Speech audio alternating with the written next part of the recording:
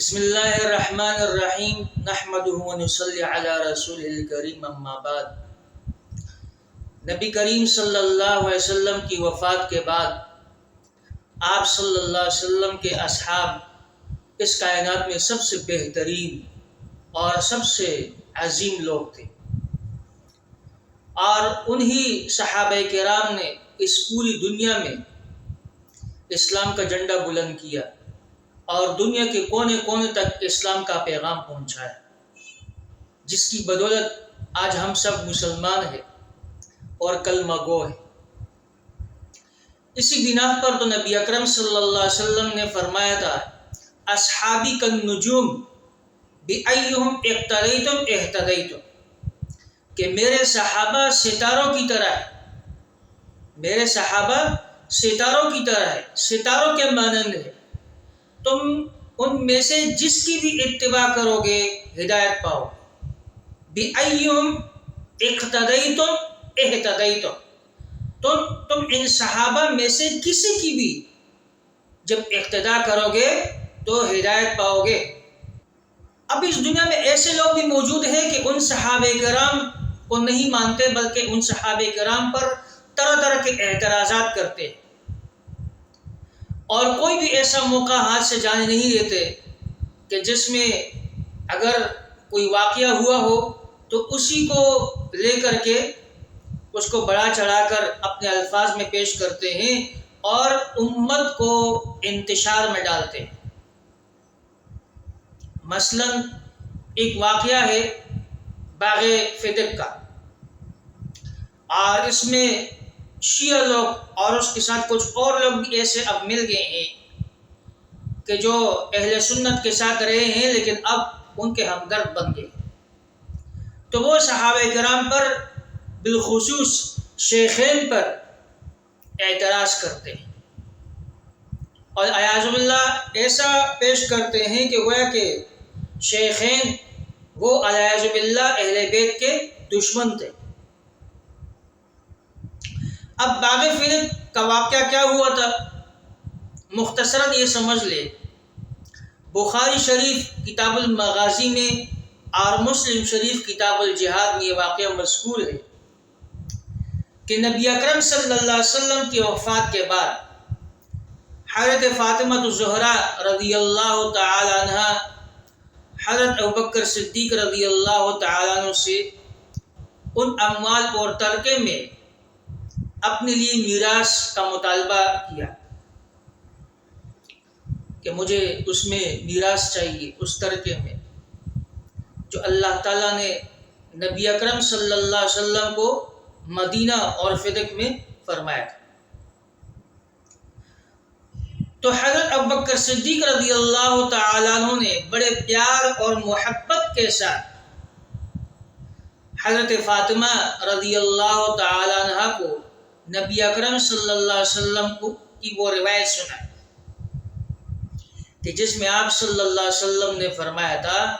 کہ ہماری میراث تقسیم نہیں ہوتی، ہماری میراث تقسیم نہیں ہوتی، ہم جو کچھ چھوڑ جائے تو وہ صدقہ ہوتا ہے۔ تو حضرت ابوبکر صدیق رضی اللہ تعالی عنہ نے آپ صلی اللہ علیہ وسلم کی روایت حضرت فاطمہ کو اس موقع پر سنائی کہ دیکھیں آپ صلی اللہ علیہ وسلم کی یہ روایت ہے کہ ہم جو کچھ چھوڑ جاتے ہیں وہ صدقہ ہوتا ہے، اس میں میراث تقسیم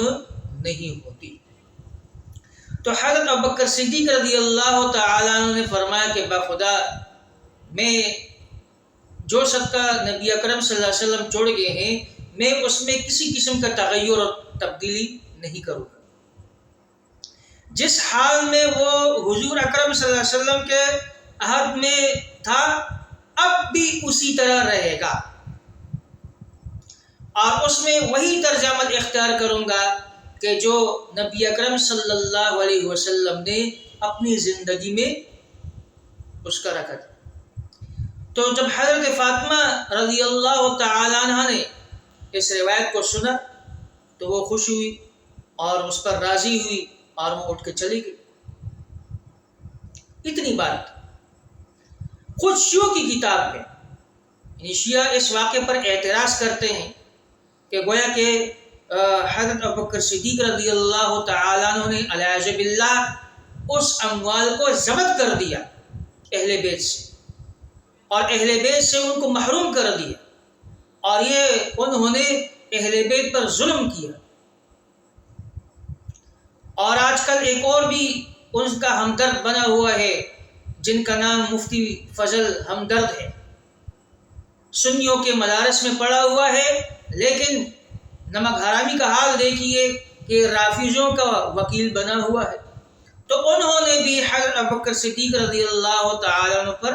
اعتراض کیا کہ گویا کہ حضرت ابوبکر صدیق رضی اللہ تعالیٰ عنہ نے ان اموال کو ضبط کیا اور اہل بیت کو اس سے محروم کیا، یعنی گویا کہ العیاذ باللہ شیخین کو ایک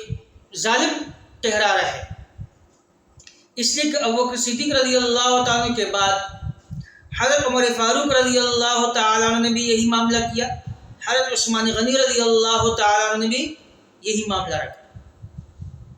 اور خود شیعوں کی کتاب میں یہ موجود ہے کہ جب حضرت ابوبکر صدیق رضی اللہ تعالیٰ عنہ نے حضرت فاطمہ الزہرا رضی اللہ تعالیٰ عنہ کو یہ حدیث سنائی تو حضرت فاطمہ رضی اللہ تعالی عنہ نے فرمایا کہ میں اس پر راضی ہوں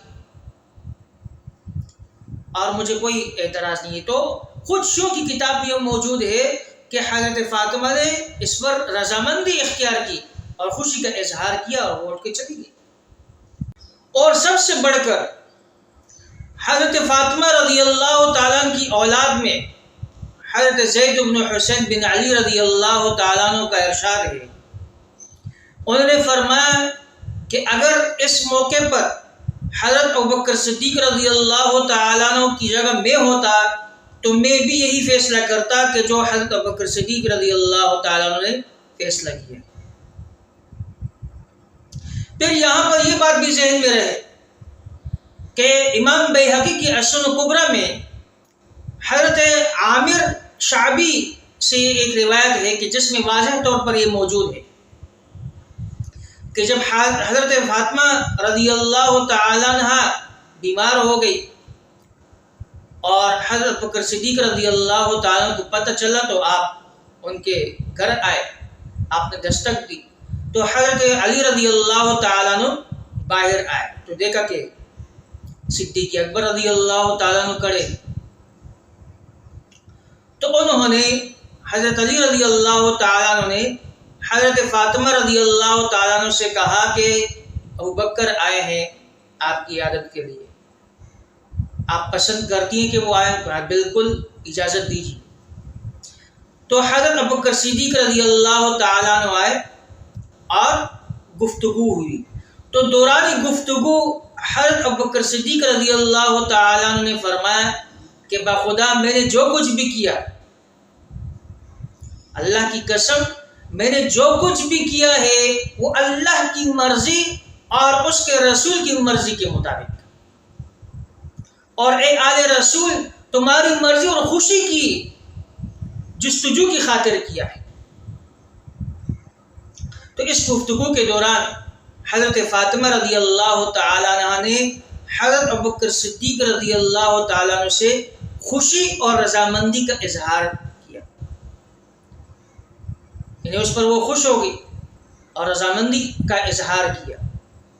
اب یہاں اس سب کچھ ہونے کے باوجود کسی کو یہ کیا حق پہنچتا ہے کہ وہ یہ کہے کہ العیاذ باللہ حضرت ابوبکر صدیق رضی اللہ تعالیٰ عنہ نے اہل بیت سے یہ چیز ضبط کر لی تھی، یا حضرت فاطمہ حضرت ابوبکر صدیق رضی اللہ تعالیٰ عنہ سے ناراض تھی اور آخری دم تک انہوں نے ان سے کوئی کلام نہیں کیا۔ یہ بالکل بے سود بات ہے، اور پورے ذخیرے احادیث میں کوئی ایک بھی ایسی روایت موجود نہیں ہے کہ جس کے اندر اس بات کا تذکرہ ہو کہ حضرت فاطمہ رضی اللہ تعالیٰ عنہ حضرت ابوبکر صدیق رضی اللہ تعالیٰ عنہ سے ناراض۔ پورے ذخیرے حدیث کے اندر کوئی بھی ایسی روایت موجود نہیں۔ اگر یہ کوئی بات کر رہا ہے تو یہ اپنی طرف سے ایک گڑی ہوئی بات کر رہے ہوگے شیعہ یا اس کے جو ہمدرد بنے ہوئے۔ تو لہٰذا ایسے لوگوں سے التماس ہے، بالخصوص یہ جو مفتی فضل ہمدرد ہے جو آج کل رافضیوں کا ہمدرد بنا ہوا ہے، وہ صحابہ کرام کا اور اہل بیت کے صحیح معنوں میں ہمدرد بنے، شیخین کا ہمدرد بنے، صحابہ ہو یا اہل بیت ہو سب ہمارے سر آنکھوں پر۔ ان میں تفریق کیوں کرتے ہو؟ لوگوں کے اندر انتشار کیوں پھیلاتے ہو؟